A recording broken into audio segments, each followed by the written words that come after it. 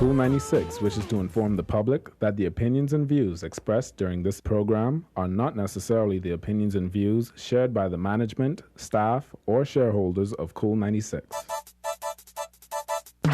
From the economy to education, politics to parenting, if it is a concern to you, then it's up for discussion. Join me, Pakeisha Edgecombe, every Monday at 2 p.m. on Cool 96 for the new one-hour talk show, Up for Discussion, a talk show geared at addressing issues and finding solutions. That's Up for Discussion every Monday at 2 p.m. on Cool 96.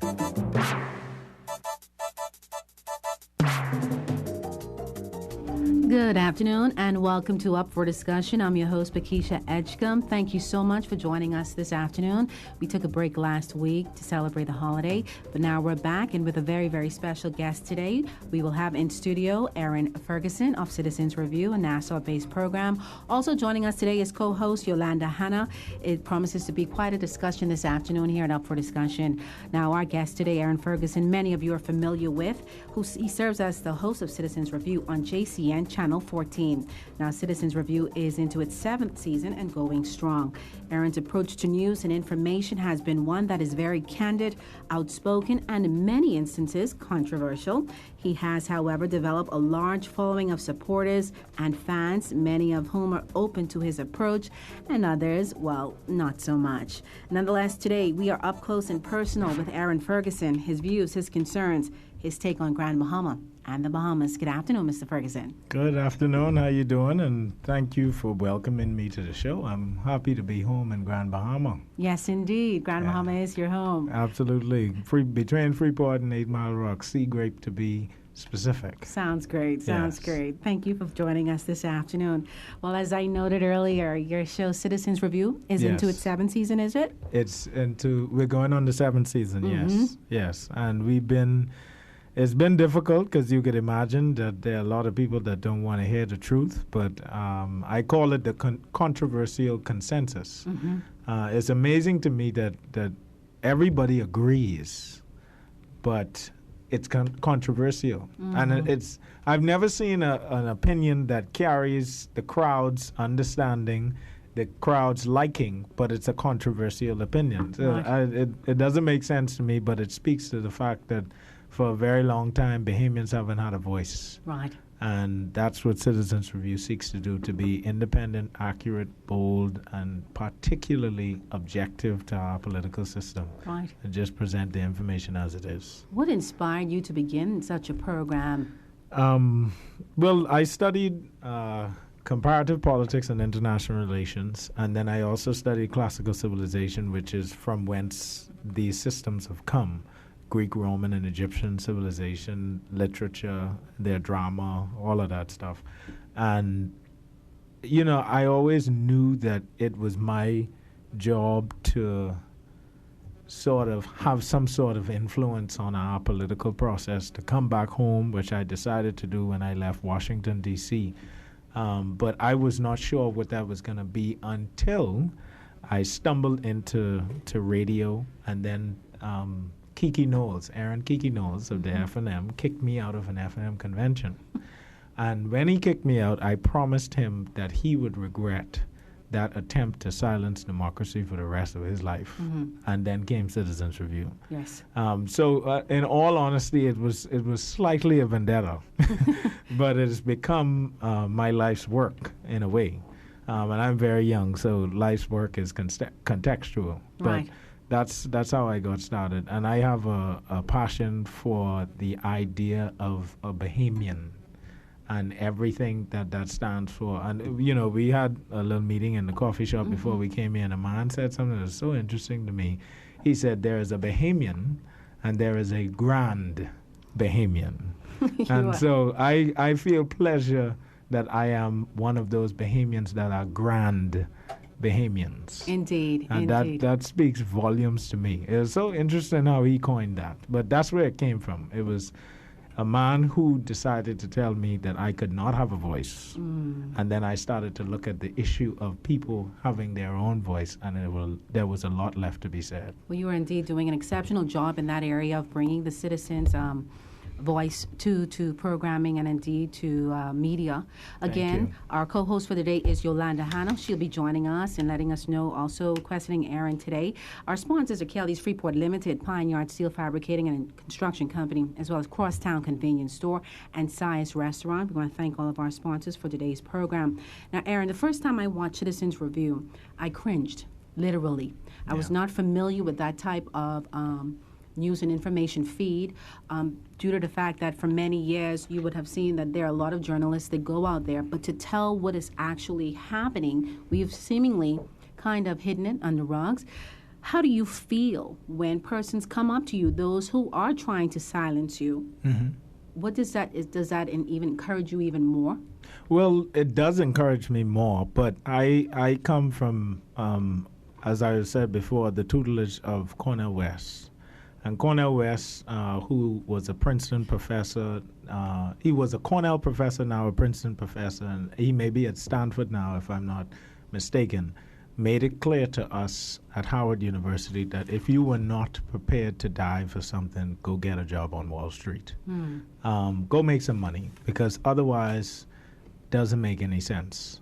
And that's how I feel. I got to do what I got to do, and you got to do what you got to do.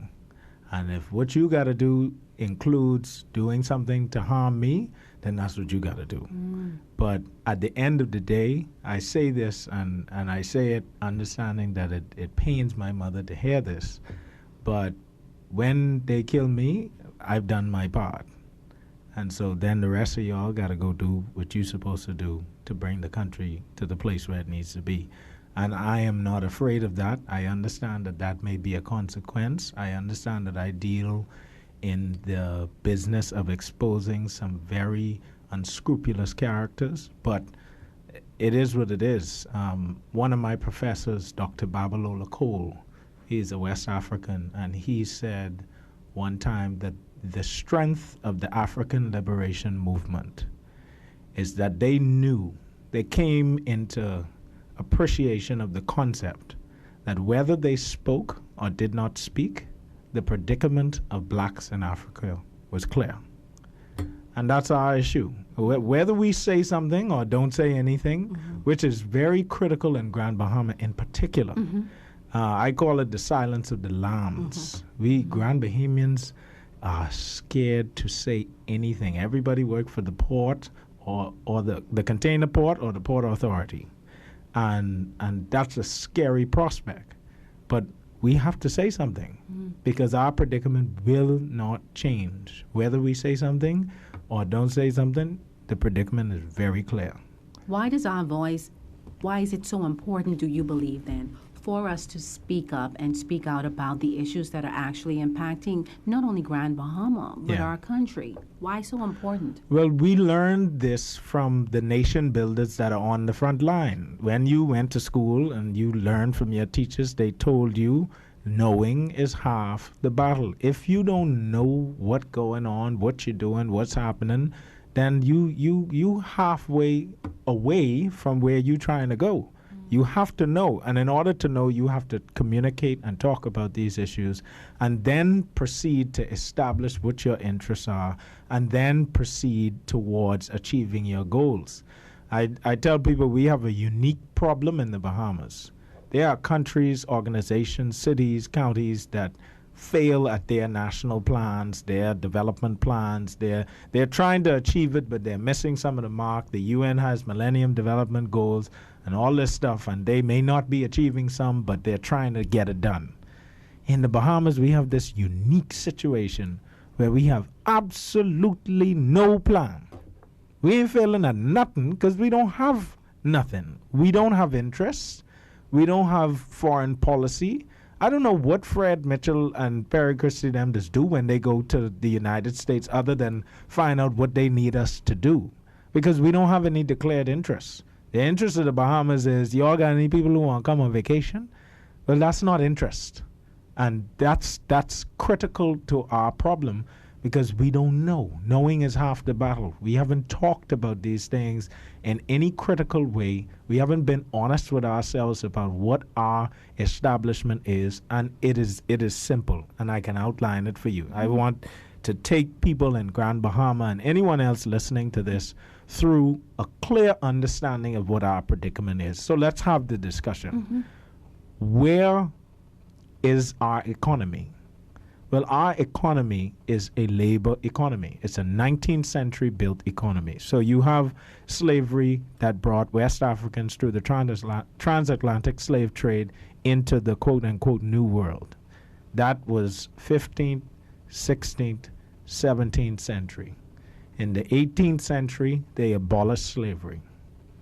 And in the 19th century, they abolished slavery, and we moved into what we call the labor economy. So all of a sudden, you were no longer a slave, you had to work. And you had to work as an indentured slave. And then the labor economy got more improved. So you were getting a job, and you were working for a company, a robber baron, a steel magnate, a railroad magnate like Henry Flagler, who hired a lot of Bahamians in Florida, or a coal magnate. You were working for the Rockefellers or the Vanderbilts. And that's when the economy shifted a bit from labor into industry, the 20th century. We're now in the 21st century. Silicon Valley has CEOs that are 21 years old that run companies that value more than our whole country. Indeed. Bill Gates is richer than 100 and something countries around the world. He is exponentially more wealthy than the Bahamas is as a country. So the world has changed, and nobody is paying attention. So we have labor economy leaders, and there are people who doubt that we are in a labor economy. So I say, okay, well, let's put it to the test. And that's how we have to begin to think. Knowing is half the battle. So let's test this hypothesis. Is it a labor economy? Okay, well, who are the wealthiest Bahamians? The wealthiest Bahamians are lawyers, doctors, politicians, accountants, and bankers. Well, what are they? They are service providers. Well, here's what we know about service providers. Service providers do not have the wealth. They work for somebody. So they part of the labor economy. They highfalutin laborers. They just wear nice, pretty suits and nice, pretty ties and beautiful blouses, and their hair just flow, and they just get Mercedes from Tire Flex and these places around here. But they are workers. And so when the wealthiest people in your community are service providers, the poorest people are cheap laborers, you run in a labor economy. That's it right there. The money comes from someplace else. Anybody who watched the movie Django Unchained saw Samuel Jackson's character as the house Negro. Well, what does the house Negro do, a.k.a. the upper class Bahamians? What do? They don't pay attention to who have the money. The house Negro does not pay attention to whether the master is managing the affairs properly. The house Negro makes sure that other Negroes working hard. They make sure that there's productivity on the field. They make sure that Atlantis has the employees that they need. They make sure that Bahama can get the 5,000 Negroes that they need to employ. And so our politicians are managing a very active, thriving, wonderful labor economy. It works very well. I think people need to commend Perry Christie and Hubert Ingram and Lyndon Pinland in particular, who decided, contrary to what they sold us as an idea, because Pinland came in to running the PLP saying that we would take down this barefoot economy, as Randall Fox labeled it. Randall Fox said, listen, we can't have tourism destroying the people. Fidel Castro kicked tourism out as a concept in Cuba. Stafford Sands say, oh, that's perfect. Come, bring that to the Bahamas. Year-round tourism. And Stafford Sands is really the architect of how we exist. So here's what he did. He fortified our labor economy. He said, listen, what will happen is foreigners will come in, foreign direct investment. They will bring the money to me, Stafford Sands, I corrupt politician. They will work it through my law firm. No mistake that most of our politicians are lawyers because they follow the model. They will bring the money through my law firm. They'll get all the approvals they need, and then they will go ahead. And I'll pay Etienne Dupuche one $10,000 and this one on $10,000, and all the politicians who are Bay Street boys like Mr. Bancroft and Mr. Lightbourne and Mr. Kelly and Mr. Pritchard, we'll make sure they get a piece of the deal. And once they get a piece of the deal is locked. And so the service providers or the merchants of Bay Street, we remain service providers, got the money. They were the wealthy class, and the foreigners came in. They owned the production. They owned the labor. They owned the profits. And the black people stayed workers. And so Pinling, when they gathered the black masses, and Pinling is a great man, there's no denying that, but this system he kept. When they gathered the black masses, promised that they would destructuralize that system. But the day Pinling won, he promised the investors that he would keep a stable economy. He would stabilize this country. There would be no dangers to their investments. Don't worry about it. Have faith in us was the quote. And so the system kept going. And so no one, go ahead. Yeah, and it still exists today. And yeah, you can't blame Hubert Ingram and Perry Christie for following that model. That's all they know. They're in future shock. Facebook is making billions of dollars. They don't even know what that is. They don't understand how it works. They can't tell you what Twitter is as a development from Facebook on statuses, what Instagram is as a development from Facebook on pictures, what Path is as a development on Facebook that fuses statuses and pictures. They can't tell you what Tumblr is. They don't know that the weird children use Tumblr because they like art and they like graphics and they like artistic things displayed in weird kind of ways. They don't understand why Groupon that sells coupons makes billions of dollars. They don't understand why Living Social makes billions of dollars. We don't have a public transportation system, but there is an app called Uber Taxi that exists in New York and DC and big cities.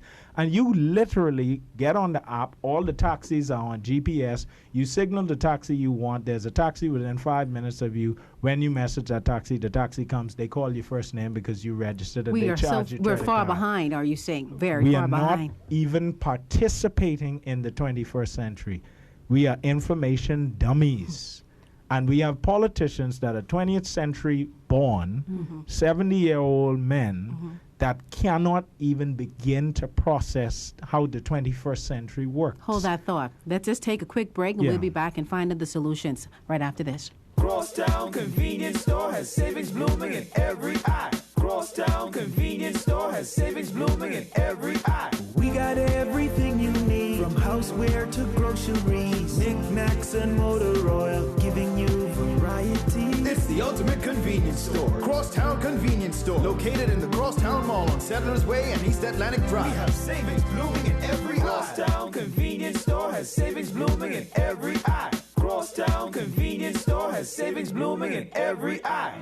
Kelly's Freeport Limited has been serving Grand Bahama for more than 40 years. Everything you need for your home is at Kelly's. Housewares, home decor, bed and bath, hardware, building material, paint, lawn and garden, and much more. And for those special occasions in life, take advantage of the bridal, baby, and housewarming gift registries. Kelly's provides the best service, best selection, best value for the overall best shopping experience. So remember to shop at Kelly's True Value. Start right, start here.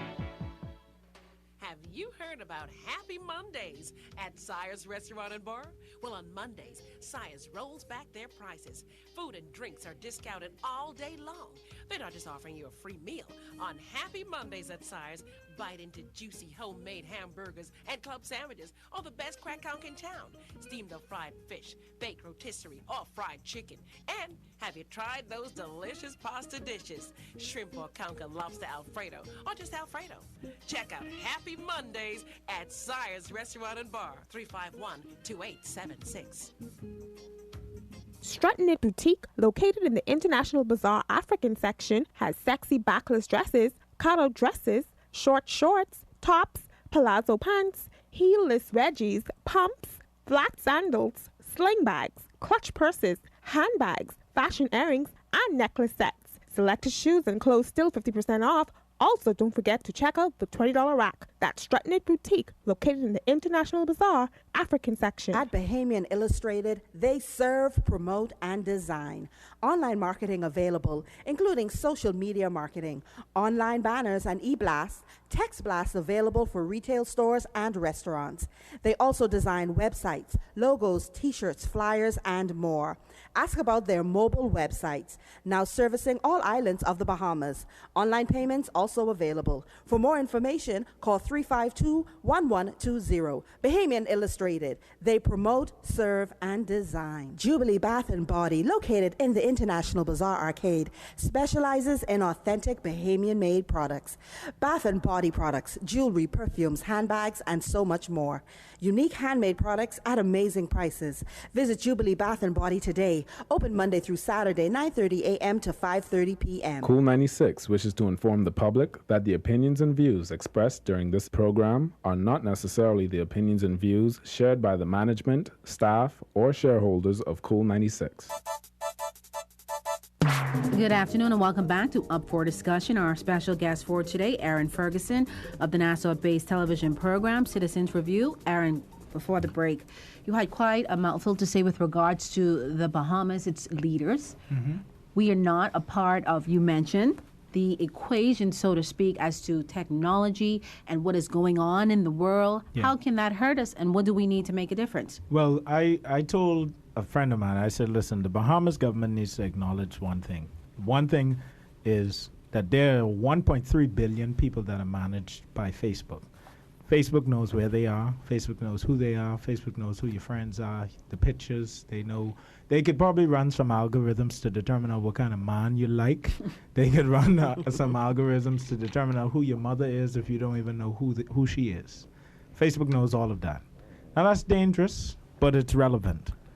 And what the friend said was, well, man, that's Big Brother. You got to watch out for that. Government can't know all that about me. I said, but here's the thing. The Bahamas is 350,000 people. Facebook is 1.3 billion.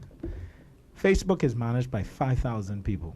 Our government is managed by 30,000 people who drive 5,000 government cars, which is ridiculous. And our government don't know where I am right now. They don't know what I'm doing. I don't have an address because we don't have addresses. You can't mail nothing to me. They don't know where I am. They can't GPS track me. They can't do anything. They can't even tell me where I work at NIB unless I submit a form. They can't even tell me what my hospital records are unless I in the right clinic. Makes absolutely no sense. And the government that knows everything about their citizen is just as dangerous as the government that is completely ignorant to who their citizens are. That's our conundrum. And that is that way because, and it's not a matter of intent. My daddy used to say, never judge a man by his intent. Look at his actions and proceed to evaluate his performance. Perry Christie and Hubert Ingram are 19th century thinkers. They managed one of the best 19th century economies in the world. The Bahamas is third best GDP on this side of the world. It works. But the problem is the average Bahamian no longer wants a 19th century economy. They want a 21st century economy where we take advantage of our assets. We come to understand how this thing can work for our benefit. We start to look at the fact that we have oil, we have salt, we have silica, we have the tongue of the ocean, which generates approximately $12 to $13 billion for the U.S. government, with $2.5 billion nuclear submarines testing every day. Mind you, our government budget is $2.8 billion. Their one submarine is $2.5 billion. So we don't have a problem. We have the purest limestone in the world that Bahama Rock proceeds kindly to blow up every day in Freeport and run the drag line to set everybody's clocks back and destabilize the foundation of the homes right at the beginning of 8 Mile Rock. We have all of these resources. We have flats fishing. We have 10 times the flats that Florida has. Florida has 10 times the revenue in the industry. And then 30%, correct that. 1/3 of the sea life in the world is born in the Bahamas. So if we put a fence around the Bahamas, the world would starve.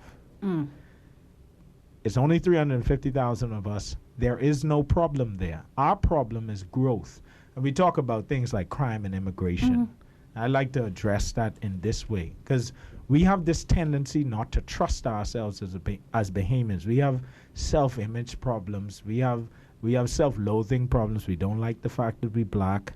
We embrace the fact that we're black and slaves. We don't embrace the fact that blackness can be great. And so we don't trust ourselves. So we say, okay, well, what's our problem? No, there is no problem with us. The fact of the matter is Bahamians are not real criminals. We see these murders and all of that, and we convince ourselves, oh, the street's dangerous. The fact of the matter is when there's a hurricane, there's no crime. Those are not criminals. Those are opportunists. When there's holidays, the crime shifts direction to gifts and thieving and stuff like that. It moves away from violent crime and over to crimes of opportunity. These are not criminals. These are simply people that we have, one, criminalized with a system that does not function and has a 99,000 case backlog in a country of 350,000 people. 1/3 of us could be involved in a case that ain't explored. What you have there is people who are opportunists. So real crime in the Bahamas is white-collar crime. We have real estate agent politicians that perpetrate crime every single day. Explain that. When you say that a politician is a real estate agent. A real estate agent. Okay, so what do they do then? Stafford Sands set up the model. We continue it. It's a beautiful model. Perry Christie is the mastermind of said model. There was a ministry, let's use Perry Christie as the example. There was a Ministry of Financial Services and Investments. He set it up, Foreign Direct Investment, Domestic Investment Board. He approved I think it was one project in the Domestic Investment Board, Frankie Wilson's project, just so happens to be a big donor to the PLP and his friend. Then there was 22 billion, I think, in projects approved on the foreign side. 22 billion. So somehow Bahamians are stupid. They can't come up with ideas. They couldn't get funding. And somehow foreigners are brilliant. They're amazing. They're white and illuminant. And they have the greatest ideas in the world. And so they had got 22 billion in approvals. But then they start flat landing our country. Gin project, flattened West End. Maguana, flattened Maguana. Ain't built the airport, which we now know after 2 people died. And none of the projects came off. And the biggest project to come off is Albany and Bahama, which we know that Hubert Ingram and Perry Christie end up having to negotiate. So he maybe exploited about 3-4 billion of 22 billion. Well, that's a problem. And I know from foreign investors, they will tell you, we understand that we have to pay commissions to politicians. That's what we have to do. We pay commissions. When we get our approval, we give them a percentage. So here's why I call them real estate agents. They understand that we have all this crown land, 10,000 acres to the I group. That's so sickening, it ain't even real. And Alison Maynard Gibson's daughter was VP at I group at some point. And she was the Minister of Financial Services and Investments when I group got their approval. So it's obviously clear. And so what they do is they get these commissions. Now, who gets the commissions? I don't know. But the commissions are paid by the foreign investors. Call one and ask one. They pay commissions when they get their approval. And here's the beautiful thing about it all, which is why Perry Christie is so good at it. He did it better than any of them. He put it in a ministry and focused that ministry on selling off our land and approving projects that may or may not ever get anywhere. Here's the beauty of it. When the Prime Minister gives you your approval, his job is done.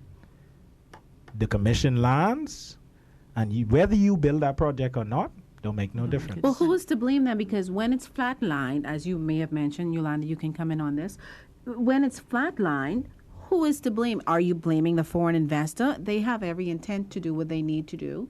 And if they're not doing it, then who should be held accountable? There should have been due diligence. If the ministry, a whole ministry was set up with supposed professionals that did due diligence on projects, more than 80% of the projects shouldn't fail.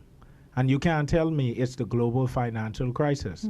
More than 80% of the projects should not fail. That's a high number. That ain't a high number. That's a failure rate that is unacceptable. That's ridiculous. That's a failure rate that leads us to question What was the intent of said ministry? Was it ever intended for these projects to be successful? And was there true due diligence done to make these projects actually viable? And I would argue that there could not have been, because there would not have been an 80% fail rate. And I dare say it's more than 80%, but we'll see. We'll see. Yolanda? Aaron, I want to bring the argument specifically to Grand Bahama. Yeah. I mean, you are from Grand Bahama. Yeah. You know, son of the soil. Yes. And I just want to ask you, in your opinion, what is the problem? What is the problem in Grand Bahama? Well, we signed up for a deal that we never completed. So the port deal called for there to be a mayor of Grand Bahama, for it to actually be set up as a city center. The Ians, Ian Fair and Ian Roll, they are the protectors now of a shell company that gets a lot of money in for licensing and profits from percentages of deals that are cut in Grand Bahama. So they have no incentive to do anything. What they will tell me is that, oh, they try their best to get this thing going. Well, the problem with that is that the biggest projects that have come to Grand Bahama, up to and including the GIN project, was backed and financed and supported by the government of the Bahamas, which means that I really don't need Ian Fair or Ian Roll to do anything, because they are obviously incapable of bringing real development to Grand Bahama, unless they have a portfolio of development that they've brought that I don't know about. I suspect that there is such portfolio, but that portfolio only benefits the Port Authority. Examples, case in point, they built Gombe Land and Pioneers Loop so fast to make up for the deal that they needed to be re-signed in 1992 that they didn't even name the schools quick enough.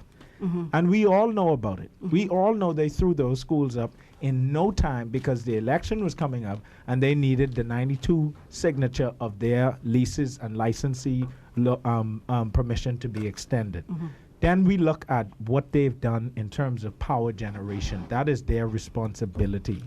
But they sold it off, and now we get Emera, which is running the worst power system in this country. The prices are astronomical. What they are doing to people's appliances and in terms of cost to the average person in Grand Bahama is absolutely ridiculous. And the Port Authority has no interest in protecting us because they are in the deal. They've scalped out the Port Authority. So the Port Authority is a shell company. It holds the license, and everything else has been sold off. The airport is Hutchison Whampoa. The power company is Emera. Everything is somebody else. Belongs to someone else. Belongs to someone else. That was not the plan. The plan was that they were responsible for essential services. All of the services that they have made businesses and sold off. And those services were supposed to then become the ownership of the people of Grand Bahama. And they have not. And they've not become that. What they have become is the means by which to keep people in Grand Bahama unemployed, to keep them unempowered, and to keep them broke. And what is happening is Ian Fair and Ian Roll are perpetrating themselves as the leaders of the new century. They will take the Port Authority into the new century. And Grand Bahamians continue to listen to them and their nonsense when, as I said, the last biggest project to be brought to Grand Bahama was brought on the backs of the Bahamian taxpayer in the form of the GIN project. Why are they not able to materialize a project? They cannot make this 500,000 acres profitable. So as a Grand Bahamian, Yeah. listening to you today, what will you say to all of the radio listeners out there who are hurting, Yeah. who are wanting to know where the answers need to come from? Because the questions have been asked over and over and over again. What are we to do in Grand Bahama? How are we to get out of this predicament? They've called on government. Grand Bahamians have been crying out to the government. Yeah. It's obvious that, the Port Authority will do only what they need to do or what For they can do themselves. for themselves, right? For themselves. So as a business owner, as a resident in Grand Bahama, what is it that we need to do to move this country forward? Well, there are some practical things. So a case in point is the Lewis Yard situation. Grand Bahamians have to decide that they want a piece of the pie and they want to stick together. The situation with Lewis Yard, where they basically poisoned that area of the island. And you can't live there. Some people have gotten sick. You got to shut down the school, all of this nonsense. That land should be put into a trust because it is very valuable land. They intend to use the land. We know that. It's very, very valuable land to the tune of hundreds of millions of dollars. That land should be put into the trust for the ownership, credit to those persons who are from and grew up and were affected by loss of land due to that kind of contamination in Lewis Yard, and they should be the beneficiaries of that land and its profits. What I'm saying by saying that is Grand Bahamians have to determine that we want to see a different kind of Grand Bahama and we want to see a different kind of Bahamas. The opportunity is here in Grand Bahama, unlike any other island in the Bahamas, where we have 5 seats in the parliament. And 5 seats is a majority in our parliament. Why I say that is because we know the next election is going to be close, because we watched a sweep election in 2002, a tight election in 2007, a sweep election in 2012, a tight election will come in 2017. We have to be that margin. Grand Bahama can be that margin. It just has to determine that it wants to be. We can't look to Ian Roll and Ian Fair. They are not competent at doing what it is that they quote unquote are supposed to be doing. What they're doing is protecting the interests of the Port Authority. Why do you believe that? Why do you believe Well, the that? evidence suggests it. They've not brought any projects to Grand Bahama. The new project that come in the West End, that's the government. The next project that come into former Isle of Capri, the government is backing that. These things are being brought by Perry Christie's regime, not the Port Authority.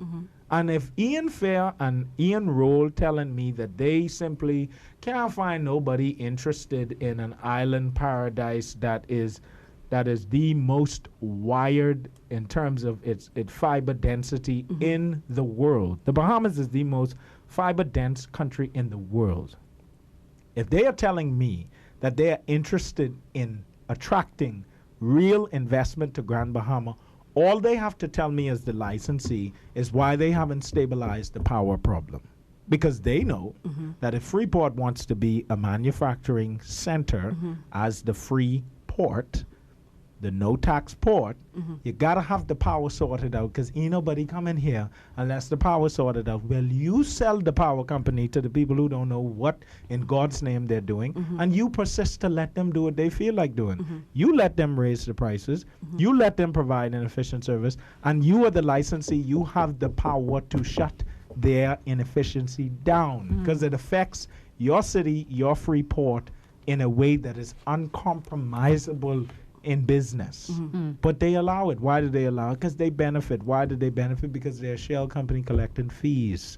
That's all they're doing. All of the development. And listen, when your development in your city, your advanced city, comes from Perry Christie, you running a bunch of nonsense. Because the country can't move forward with Perry Christie. And Freeport's supposed to. You are of that view. Yeah, and Ian Fair and Ian Roll, the only evidence showed is that Perry Christie bringing the development. Oh, Jesus Christ. Oh, wow. We're going to take a break right after that. Aaron Ferguson is our guest for today on Up for Discussion. You can join in the conversation at 352-7440. You can call in with your comments, questions, concerns right after the break. At Bahamian Illustrated, they serve, promote, and design. Online marketing available, including social media marketing, online banners and e-blasts, text blasts available for retail stores and restaurants. They also design websites, logos, t-shirts, flyers, and more. Ask about their mobile websites, now servicing all islands of the Bahamas. Online payments also available. For more information, call 352-1120. Bahamian Illustrated. They promote, serve, and design. Strut Knit Boutique, located in the International Bazaar African section, has sexy backless dresses, cutout dresses, short shorts, tops, palazzo pants, heelless wedgies, pumps, flat sandals, sling bags, clutch purses, handbags, fashion earrings, and necklace sets. Selected shoes and clothes still 50% off.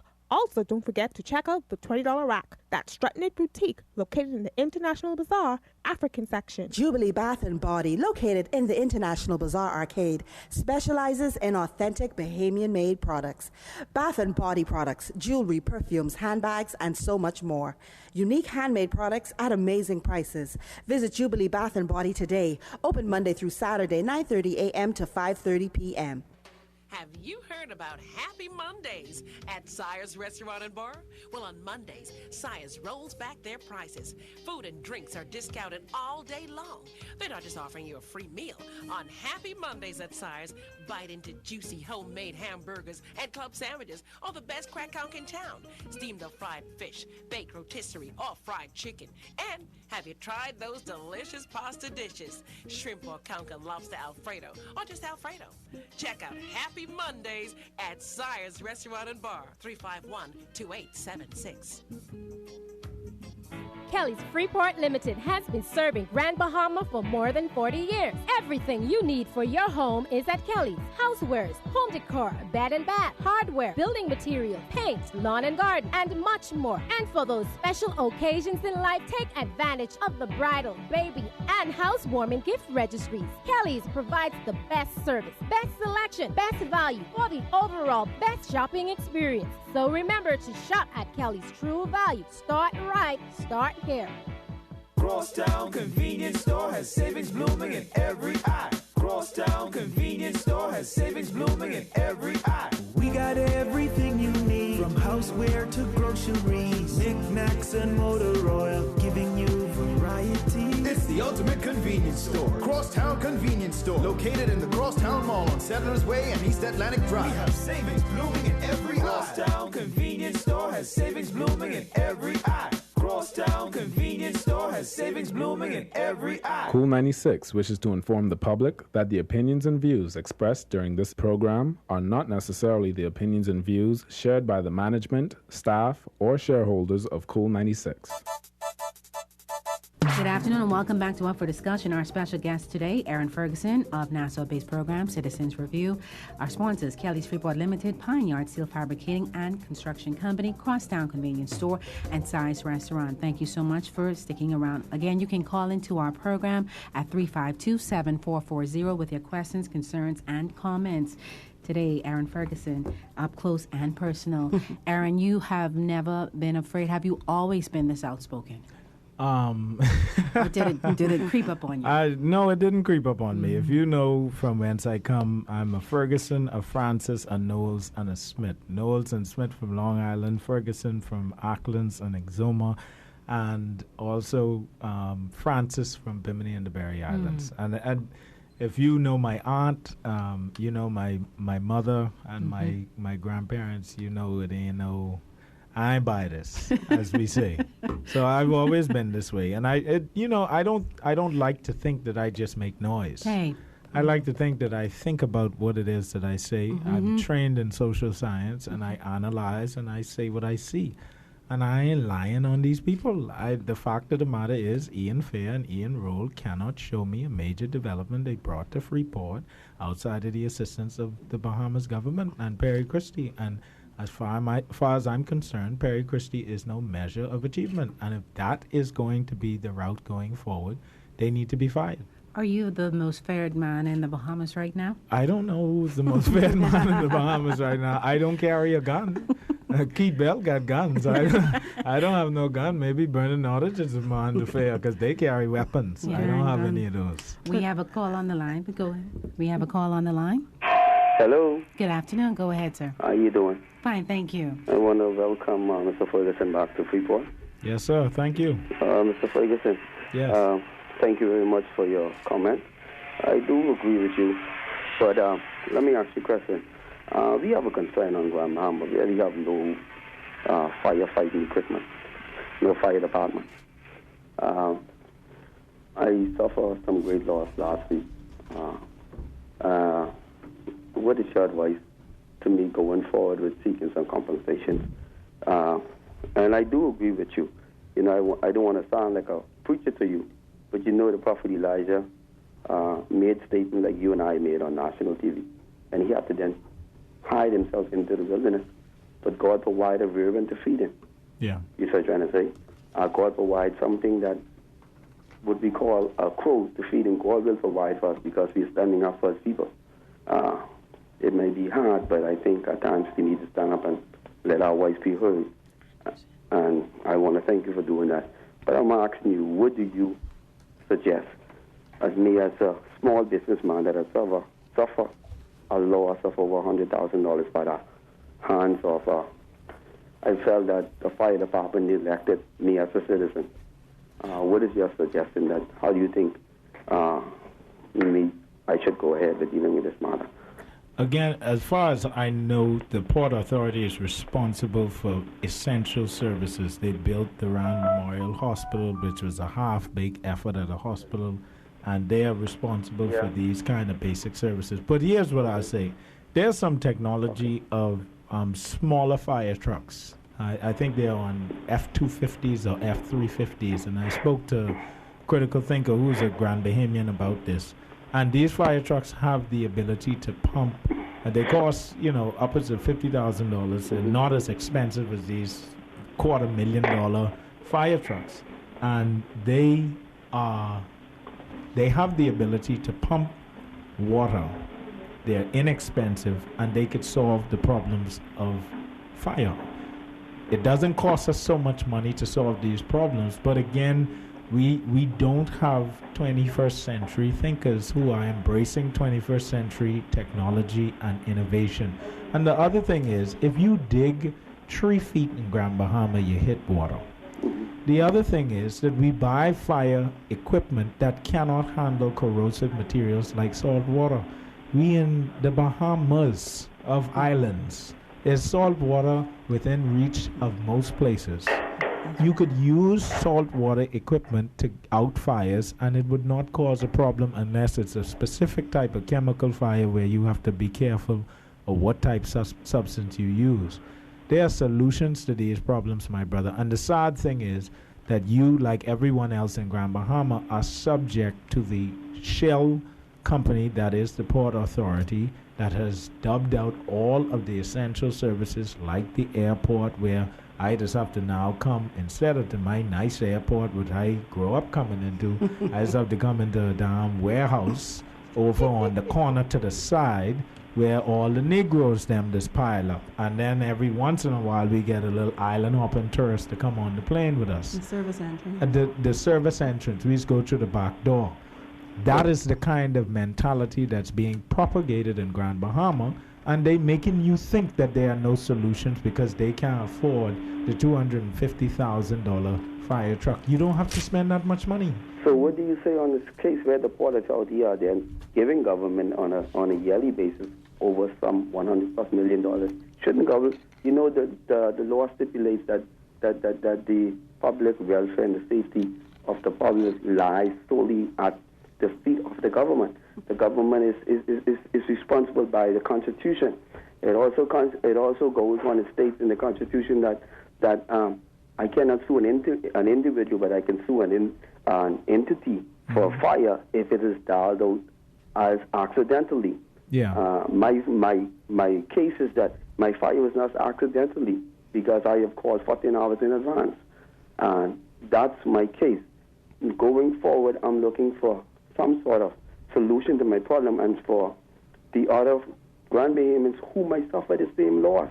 Yeah. In addition to that, I do agree with you that our leaders and vision don't have no vision. We have a hotel in the bazaar, which is the _1 location for our hospital. We have the bazaar. We would closing up the travelers from getting to the bazaar to see what's going on. This is an excellent idea for us to put a hotel there, an international hotel. You see what I'm trying to say? Yeah. And again, the Ians are incapable of attracting the development, and they cannot answer for us why. Well, I think that it's trying. I also feel that they are trying in some which way, but I feel that the government has to be more proactive in dealing with some things. I, for one, myself, have been trying to open in a trade school for 3 years. I've been waiting for one letter for 3 years. Yeah. You know what I mean? So the government itself is slow itself. So whether we want to find the blame at the Port Authority solely, I still think that the government is responsible for it. And that goes back. Thanks for calling in, man. I appreciate it. That goes back to this what I keep hearing about, this little cute, funny foolishness that is called, I think they call it the Ministry of Grand Bahama. That is the funniest thing I ever hear in my life. Let me tell you something. Michael Davel better get serious, because he knows, and they all know, that the power is centralized at the cabinet. And that means that Michael Davel can't do nothing for people in Grand Bahama that the cabinet has not resolved that he could do. The fact of the matter is, when you start ministries, you got to put your money where your mouth is. Michael Davel is no more empowered than the Ministry of Culture to help promote culture in the Bahamas, no more empowered than the Ministry of Youth with their little couple of youth officers to empower youth in the Bahamas, and he is not empowered to empower people in Grand Bahama. We would have been better off with Shivago Lang, who used to just tell us things good. We would have been better off with Nico Grant continuing to lie to us and tell us, hey, getting a little better, man, something coming along. Because to start a whole blessed ministry and not do anything is more of an insult. And again, I submit that the Ians are incapable of doing their jobs, and they don't get paid by the Port Authority to do a good effort. It's about results, and those businessmen are not achieving results. They should have projects on the table, and it's so hard, and it's so difficult, and somehow the Port Authority makes it. Somehow the Port Authority manages to bring in strategic investors to advance its shares and to make more money off of its wings of power. Somehow they were able to structure these wonderful little deals for the airport and these wonderful deals for the power company, and they ignored essential services like the fire station, and they're very profitable enough to fight over it for 10, 15 years. Somehow they figure out how to extract profit out of their company, but they can't figure out how to extract development out of 500,000 acres that is flanked by the second most critical port this side of the world. That is an incompetent businessman. That's what that is. That ain't nobody who he trying his best. Ain't nobody's pay you 6 figures to try your best. They just pay you 6 figures to solve the problem. If you have a free port, a free, no-tax port in the Western world, 100 miles from the United States of America, and you can't figure out how to get people in here, you got to go. That's very plain and simple. So, Aaron, knowing this, as just a resident of Grand Bahama, a citizen, not a politician, not an expert, knowing everything that you've detailed, having that knowledge, why is it we sit so quietly by and not support persons like yourself, band together to push forward change? Because it's obvious that the change is in the hands of the residents. Right? And we have that the citizens of Grand Bahama. So we're suffering from fear then. Well, see, with even the notion of the Ministry of Grand Bahama, what government of the Bahamas could come to Grand Bahama and show us how to do business? They need to come here and study how we do business efficiently. Because the government of the Bahamas, when I grew up in Grand Bahama, we had cable. Me and my brother used to go to Nassau, and when the cable shut off at 12 o'clock and the colors come on the screen, we literally stared at the screen for 20 minutes waiting on the TV to come back on. And it didn't come back on because Nassau was behind. Always was behind Grand Bahama, because Grand Bahama was the new city. And we set precedents as to how things could work. We did business more effectively and efficiently. We put systems in place to make sure that this place operated well.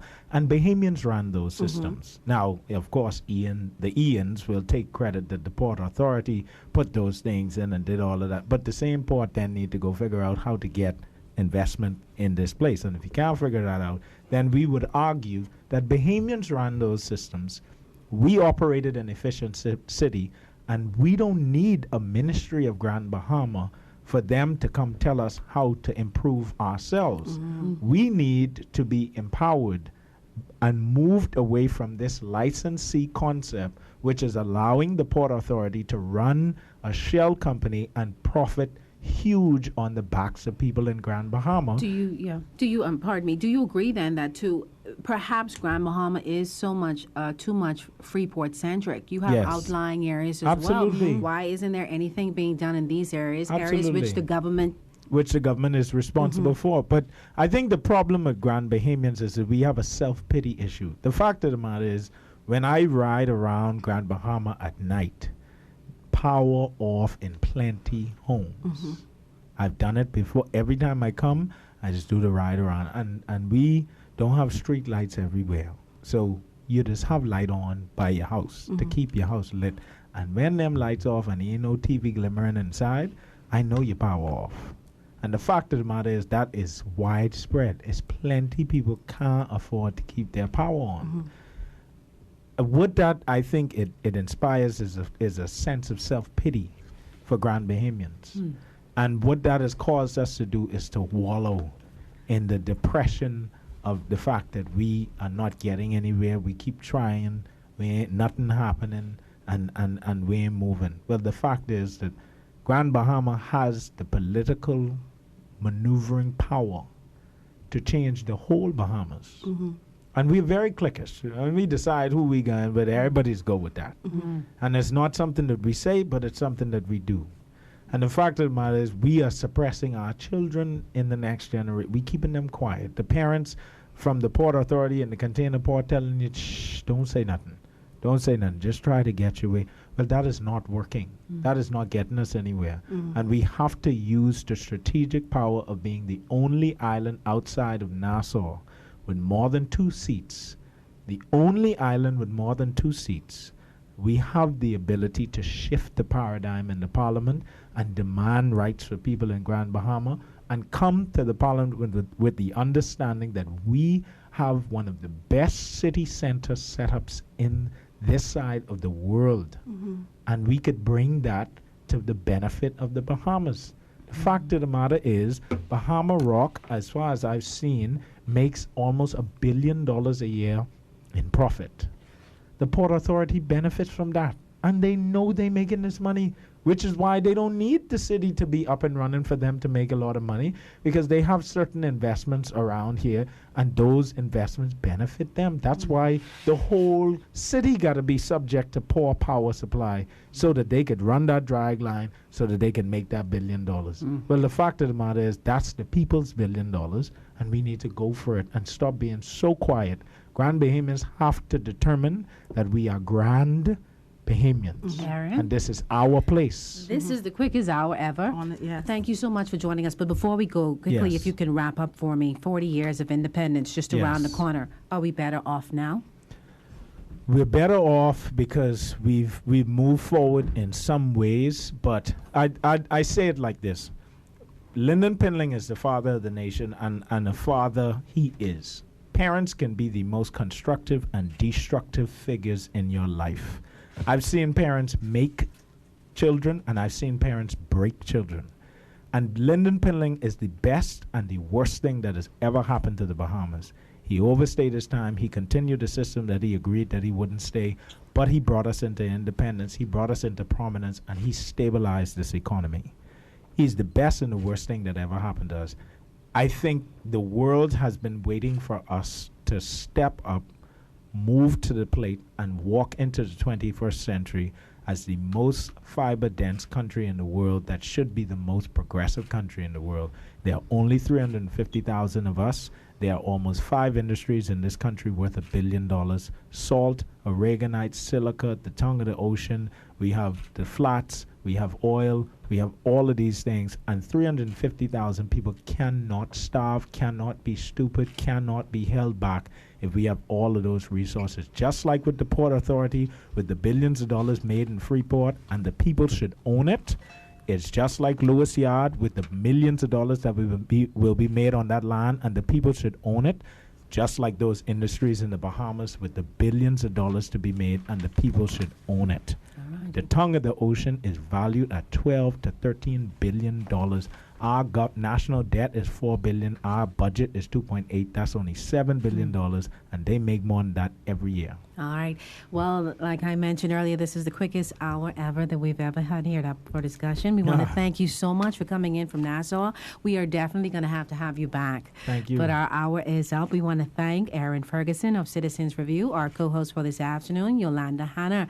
Also, thank you to our sponsors, Kelly's Freeport Limited, Pine Yard Steel Fabricating and Construction Company, Crosstown Convenience Store, and Sire's Restaurant. And speaking of Sire's, Aaron will be there this evening, shortly after 6. So if you want to come by and meet him, let's talk. Let's talk some more with regards to Aaron's views, concerns, and approach to the Bahamas. Well, thank you so much.